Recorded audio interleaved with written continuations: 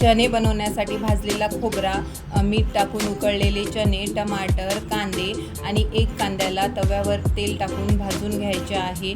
त्याच्यामध्ये भाजलेल्या खोबऱ्याची पेस्ट तयार करून घ्यायची आहे। परत लसूण, अद्रक आणि भाजलेल्या कांद्याची पेस्ट तयार करून घ्यायची आणि छोले बनवण्यासाठी एव्हरेस्ट छोले मसाल्याचा वापर करायचा। तेल गरम करून घ्यायचं आहे। त्याच्यामध्ये थोडासा कढीपत्ता, धने जिरे पावडर आणि कापलेला कांदा टाकून द्यायचा आहे आणि कांदा परतून घ्यायचा आहे।